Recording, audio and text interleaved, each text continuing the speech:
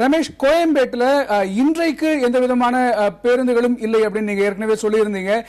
சென்றிருக்கும் வாக்காளர்கள் திரும்பி வருவதற்கான ஏற்பாடுகள் செய்யப்பட்டிருக்கிறதா, அது பற்றி சொல்லுங்க. அதாவது இங்கிருந்து செல்வதற்கு 1000 சிறப்பு பேருந்துகள் இயக்கப்பட்டது போலவே நாளை வாக்களித்துவிட்டு சென்னை திரும்புவதற்காக அதே அளவிலான 1000 சிறப்பு பேருந்துகளை இயக்க தமிழக அரசு போக்குவரத்து கழகம் ஏற்பாடு செய்யப்பட்டதாக அதிகாரிகள் தெரிவிக்கிறார்கள்.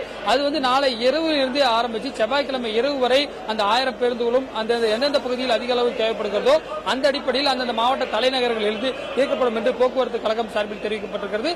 அது மட்டுமில்லாமல் முன் எப்போதும் இல்லாத அளவிற்கு ஒரு திருவிழாவிற்கு பொங்கல் தீபாவளிக்கு செல்வது போல மக்கள் தங்களுடைய சொந்த ஊர்களுக்கு சென்று கொண்டிருக்கிறார்கள். கடந்த 2 தினங்களில் மட்டுமே முன்பதிவு செய்யப்படாத ரயில் பெட்டிகள் மற்றும் தனியார் ஆம்னி பேருந்துகள், அரசு பேருந்துகள் என ஒட்டுமொத்தமாக 2 லட்சத்திற்கும் அதிகமானோர் சென்னையிலிருந்து சொந்த ஊருக்கு சென்றிருக்கிறார்கள். அவர்கள் எல்லாம் ஒரே நேரத்தில் சென்னை நாளை இரவிலிருந்து தொடங்கி அதுக்கு அடுத்த நாளே வேலை நாட்களாக வருகிறது. செவ்வாய் பல்வேறு நிறுவனங்களில் வேலை செய்பவர்கள், அரசு பணியில் இருப்பவர்கள் என பல்வேறு தரப்பினரும் சென்னை திரும்பக்கூடிய நேரத்தில் அவர்களுக்கும் சிறப்பு ஏற்பாடுகளை தமிழக அரசு போக்குவரத்து கழகம் செய்திருக்கிறது.